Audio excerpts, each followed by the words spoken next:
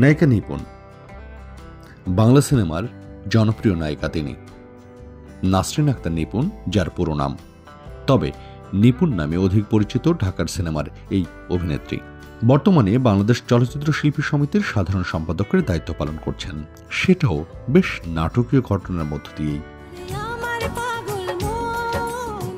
আসছে চলচ্চিত্র শিল্পী সমিতির নির্বাচনকে ঘিরেও তাই তাকে নিয়ে জল্পনা কল্পনার শেষ নেই।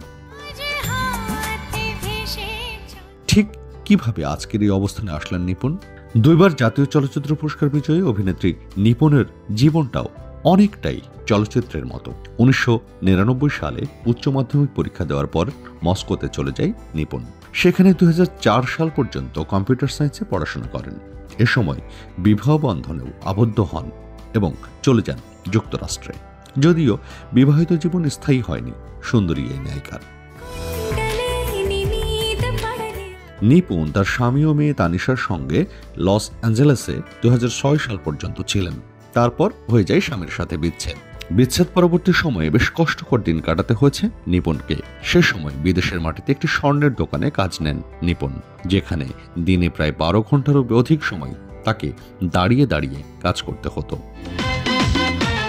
এ সময় একটি কফি শপেও চাকরি নেন এই নায়িকা, যদিও তখনও নায়িকা হয়ে ওঠেননি। 2006 সালে দেশে ফিরে এলে সিনেমায় অভিনয়ের প্রস্তাব পান। অনেকটা শখের বশেই সিনেমায় জড়িয়ে যান তিনি। তবে দুর্ভাগ্য, প্রথম অভিনীত সিনেমা রত্নগর্ভা মা মুক্তির আলো দেখেনি আজও। তবে ওই বছরই এফআই মানিক পরিচালিত পিতার আসন চলচ্চিত্রটি মুক্তির মাধ্যমে দর্শকদের সামনে রূপালী পর্দায় হাজির হন এই লাস্যময়ী নায়িকা। ঠিক তার পরের বছরই বাজিমাত করলেন এই অভিনেত্রী। 2007-এ সাজঘর সিনেমার জন্য সেরা অভিনেত্রীর পুরস্কার জিতে নেন মেধাবী ও সুন্দরী নিপুণ। এরপর 2009-এ চাঁদের মতো বইয়ের জন্য জিতে নেন সেরা পার্শ্ব অভিনেত্রীর পুরস্কার। ক্যারিয়ারে দুবার বাংলাদেশের জাতীয় চলচ্চিত্র পুরস্কার অর্জনের গৌরব অর্জন করেছেন এই অভিনেত্রী।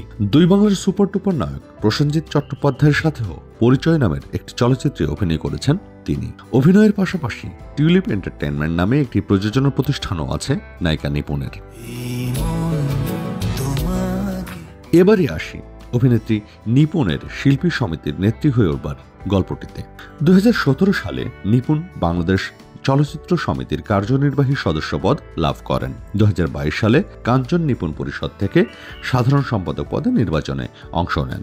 2022 সালের 5 ফেব্রুয়ারি বাংলাদেশ চলচ্চিত্র সমিতির আপিল বোর্ড কর্তৃক জায়েদ খানকে অযোগ্য ঘোষণা করা হয় এবং সেই সাথে নিপুণ আক্তারকে নবনির্বাচিত সাধারণ সম্পাদক হিসেবে ঘোষণা দেওয়া হয়।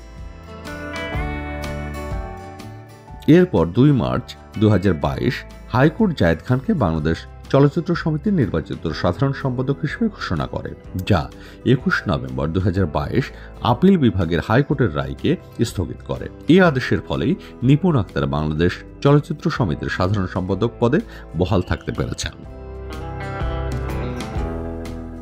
বাংলাদেশ চলচ্চিত্র শিল্পী সমিতির আগামী নির্বাচন 27 এপ্রিল 2024।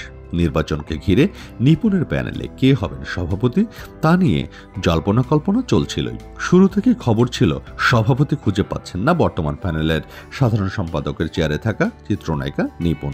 অবশেষে সকল জল্পনা কল্পনার অবসান ঘটিয়ে নিজ প্যানেলের সভাপতির সঙ্গে পরিচয় করিয়ে দিলেন চিত্রনায়িকা ও আসন্ন শিল্পী সমিতির নির্বাচনের সাধারণ সম্পাদক পদপ্রার্থী নিপুণ আক্তার।